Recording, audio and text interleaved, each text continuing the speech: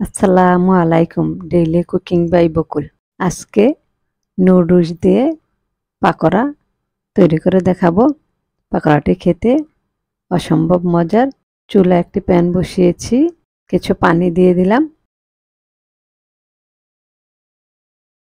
পানিটা ফুটে আসা পর্যন্ত অপেক্ষা করব। পানি ফুটে আসছে, এখন দিয়ে দিলাম 1 প্যাকেট কোকোলা নুডলস। নেড়ে চেড়ে চুলার আঁচ বাড়িয়ে দিয়ে ভালো করে সিদ্ধ করে নিব।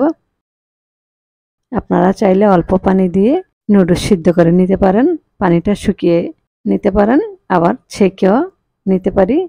আমি পানিটা ছেঁকে নেব। অন্যান্য সময় আমরা যেভাবে নুডলস তৈরি করি তার থেকে আরেকটু বেশি সিদ্ধ করে নিব।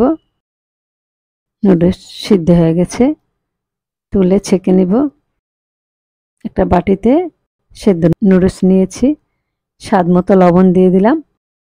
এখন দিয়ে দিব কিছু পেঁয়াজ কুচি, কিছু কাঁচামরিচ কুচি দিয়ে দিলাম, ঝালটা আপনাদের পছন্দ মতো।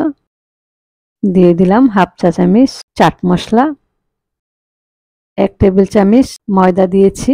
আপনারা চাইলে চালের গুঁড়ো অ্যাড করতে পারেন, চালের গুঁড়াটা দিলে বেশি মুচমুচে হয়। আমি ময়দা দিয়েছি, দিয়ে সব কিছু ভালোভাবে মেখে নিব। প্রয়োজনে ময়দা কম বেশি লাগতে পারে, বা বাইন্ডিংয়ের জন্য ময়দা চালের গুঁড়া দিতে হবে। সামান্য পানি প্রয়োজন হলে অ্যাড করতে পারেন। এভাবে সব মিশিয়ে নিব, যেন পাকোড়ার শেপ দেওয়া যায়। এমনভাবে সব কিছু ভালোভাবে মিশিয়ে নিতে হবে। চুলায় একটি প্যান বসিয়েছি ভাজার জন্য, তেল দিয়ে দিলাম। তেলটা গরম হয়ে আসছে, এখন একটা পাকোড়া দিয়ে দিলাম। এক এক করে কয়েকটা পাকোড়া দিয়ে দিব। চুলার আঁচ মিডিয়ামে রেখেছি। নুডলসের পাকোড়াটা ভাজতে একটু সময় নেয়। এক পাশটা কিছুটা হয়ে আসছে, উল্টে দিব। এভাবে করে উল্টে পাল্টে ব্রাউন কালার হওয়া পর্যন্ত ভেজে নেব। আপনারা চাইলে চালের গুঁড়া কর্নফ্লাওয়ার অ্যাড করতে পারেন, আমি ময়দা দিয়েছি সামান্য। ভালোভাবে ভাজার জন্য একটু সময় নেবে। 2-3 বার এভাবে উল্টে পাল্টে ভেজে নেব। ব্রাউন কালার হয়ে আসছে, এখন তুলে নেব। সবগুলা পাকোড়া ভাজা হয়ে গেছে, তুলে নিয়েছি। সসের সাথে খেতে খুবই ভালো লাগে।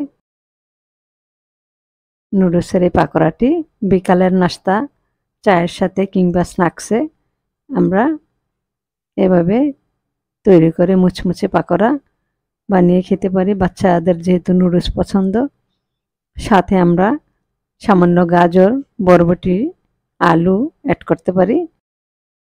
বাচ্চারা নুডলস খুব পছন্দ করে, সেই জন্য কিছু সবজি অ্যাড করে দিতে পারি।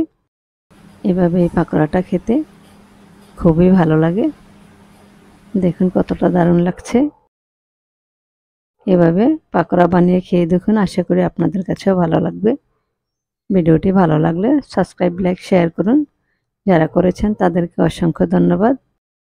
আমাদের জন্য দোয়া করবেন। আপনারা সবাই ভালো থাকবেন। আগামী দিন নতুন রেসিপি দেখার আমন্ত্রণ জানিয়ে আজকের মতো এখানেই বিদায় নিচ্ছি। আল্লাহ হাফেজ।